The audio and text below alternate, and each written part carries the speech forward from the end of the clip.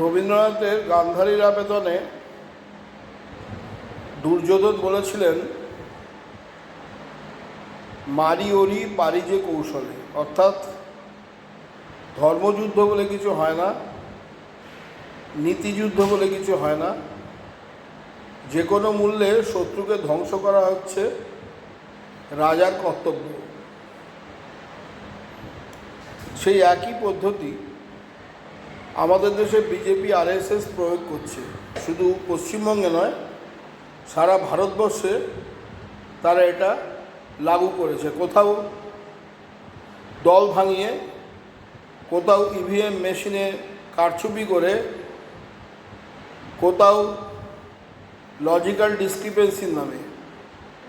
পশ্চিমবঙ্গে প্রথমে 58 লক্ষ মানুষকে বাদ দেওয়া হলো তথাকথিত একটি লজিক্যাল ডিসক্রিপেন্সি নাম করে, যার কোনো মানে আমরা আগে কখনো শুনিনি। তারপর আরও 60 লক্ষ মানুষকে বাদ দেওয়া হলো। তাদের অপরাধ হচ্ছে তারা নাকি আন্ডার অ্যাডজুডিকেশন, অর্থাৎ বিচারাধীন। কিসের বিচার ভগবান জানেন। পূর্বপুরুষরা ভোট দিয়ে এসছেন, তারা নিজেরাও ভোট দিয়ে এসছেন, আজকে তারা সব ভোটার হয়ে গেলেন এবং পরে তারা এনআরসির আওতায় এসে বেনাগরিক হবেন। যত রকম অসভ্য, যত রকম অসংসদীয়, যত রকম নোংরা পদ্ধতি বিজেপি আরম্ভ করেছে, ব্যবহার করছে।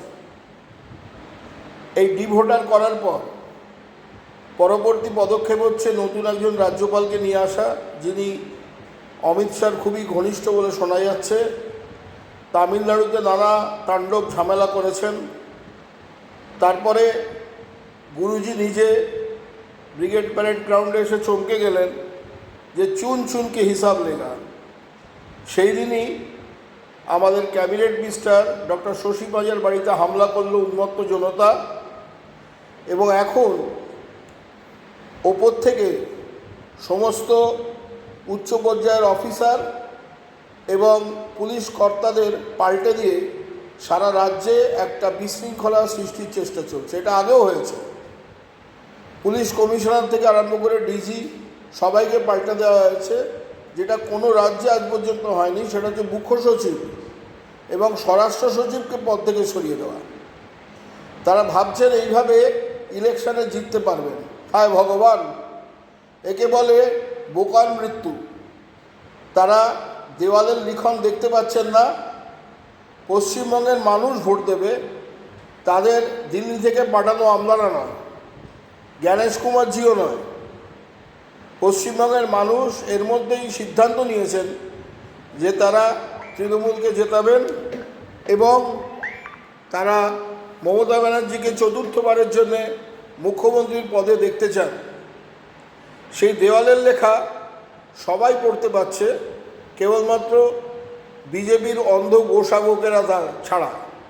তারা সবই বুঝতে পারবেন 23 তারিখ বা 29 তারিখের পরে, আর যখন ফল প্রকাশিত হবে 6 তারিখের পরে। ততদিন তারা নেচে কুদে আনন্দ করে নিন। জয় হিন্দ, জয় বাংলা।